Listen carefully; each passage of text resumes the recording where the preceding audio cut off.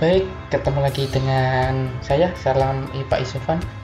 Kali ini saya jelaskan mengenai arus listrik berkaitan dengan listrik dinamis. Apa itu arus listrik? Kita harus tahu dulu semua. Ini salah satu animasi gambarnya, seperti ini.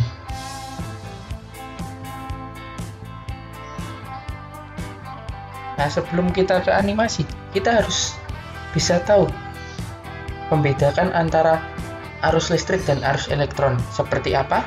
Kita lihat animasi berikut. Berikut ada seperangkat, ada baterai, ada kabel yang sebagai penghubungnya, ada saklar, kemudian ada lampu. Ini kalau rangkaian aslinya gini. Nah, kalau misalkan digambar seperti apa rangkaian yang dengan sistem gambar seperti ini ya, yang dimana ada dua garis, ini adalah sumber tegangan. Yang garis panjang ini sebagai kutub positif baterai, yang pendek sebagai kutub negatif. Nah, saklar ini seperti ini, dan lampu gambarnya seperti ini. Kita pakai gambar sebenarnya saja ya. Nah, gambar sebenarnya seperti ini. Perhatikan, ketika saklar masih dibuka, apakah nyala? Beda. Nah, ketika kita tutup saklarnya, apa yang terjadi? Nah, lampunya nyala. Nah, perhatikan pergerakan elektronnya. Ternyata dia dari kutub negatif baterai dan nanti menuju kutub positif, atau dari potensial rendah baterai ke potensial tinggi. Itu kalau arus elektron. Jadi arus elektron ini bergerak bebas secara acak karena konduktor ya, dia bisa bergerak bebas secara acak. Terus kita lihat gimana arus konvensionalnya atau arus listrik. Nah, akibat adanya pergerakan bebas elektron dari potensial rendah ke tinggi, maka arus listriknya ngalir dari potensial tinggi ke rendah seperti ini.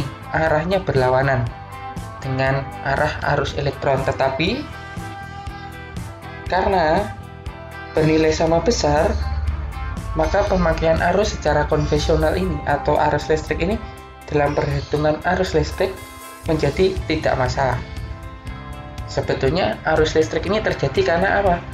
Karena pergerakan bebas elektron tadi yang dari potensial rendah ke tinggi. Sedangkan arus konvensional itu kita identikan sebagai aliran muatan listrik dari potensial tinggi ke rendah. Seperti itu ya. Semoga paham. Di pergerakannya kalau yang arus listrik konvensional dari potensial tinggi ke rendah, sedangkan arus elektronnya dari rendah ke tinggi. Kebalikan, begitu? Kita lanjut. Seperti ini gambar yang tadi ya. Tinggi ke rendah untuk arus listrik, arus elektron dari rendah ke tinggi.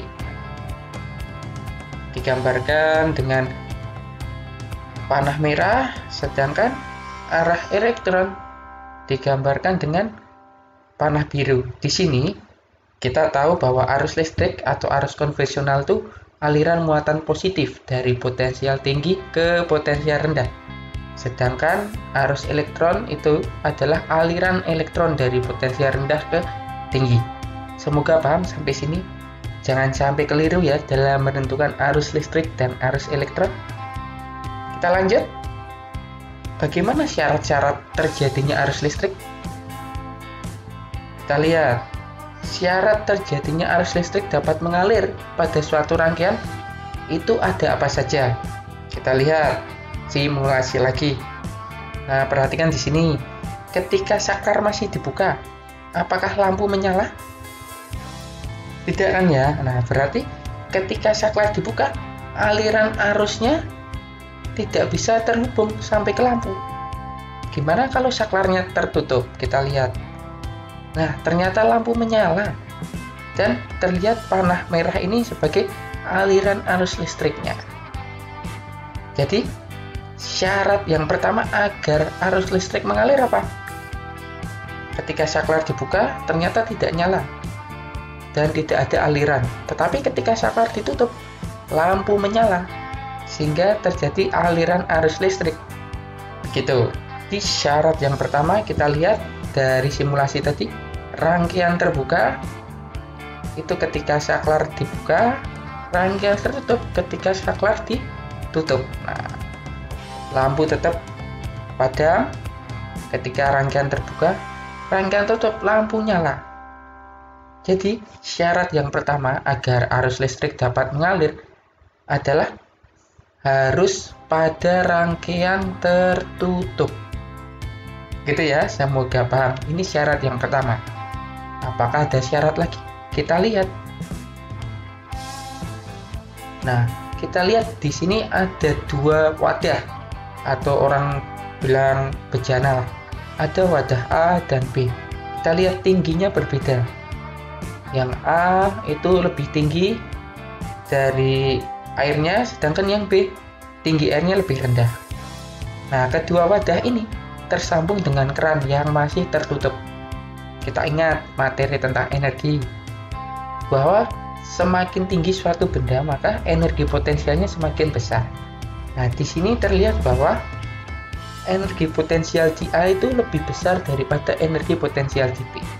Nah, apa yang terjadi ketika keran yang tertutup itu dibuka? Kita lihat apa yang terjadi menurut kalian. Apa yang terjadi ketika keran dibuka? Kita lihat. Ternyata air dari wadah A mengalir ke wadah B. Ya, di sini sampai dia sama tinggi, tidak sampai habis ya. Jadi di sini kita analogikan bahwa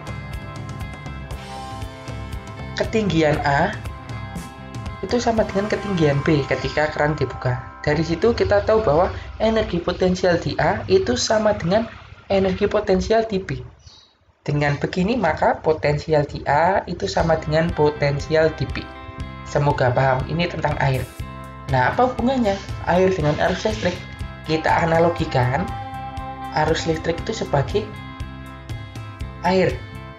Jadi tahu ya maksudnya ya, analogikan arus listrik itu sebagai air, atau air analog dengan arus listrik. Di sini dapat kita ketahui bahwa air itu dapat mengalir jika ada beda potensial atau beda ketinggian, gitu ya. Kalau air, bagaimana dengan arus listrik? Kita lihat seperti ini. Seperti yang sudah saya sampaikan tadi, bahwa arus listrik itu analog dengan arus air. Kita lihat ada dua bola konduktor, yang A potensialnya tinggi, yang B potensialnya rendah. Tahu dari mana? Dari jumlah muatannya. Potensial tinggi itu kita lihat plusnya lebih banyak ya muatannya, sedangkan potensial rendah plusnya lebih sedikit. Terus kita hubungkan dengan kawat penghantar seperti ini.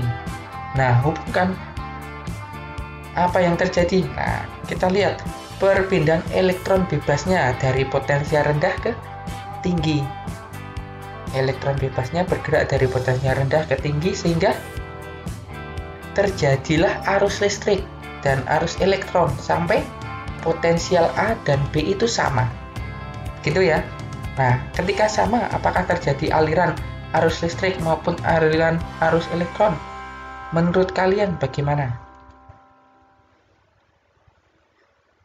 Jadi, ketika benda A dan B memiliki jumlah dan jenis muatan yang sama, maka kedua benda dapat dikatakan memiliki potensial yang sama atau seimbang, sehingga arus listrik maupun arus elektron tidak dapat mengalir lagi. Sedangkan arus listrik dapat mengalir jika ada beda potensial. Sampai sini paham ya? Jadi syarat yang kedua itu harus ada beda potensial untuk mengakibatkan arus listrik dapat mengalir. Kita lanjut. Ini tadi syarat yang harus dipenuhi agar arus listrik dapat mengalir. Yang pertama, arus listrik mengalir pada rangkaian tertutup. Yang kedua, adanya beda potensial pada kedua ujung sumber arus maupun sumber tegangan.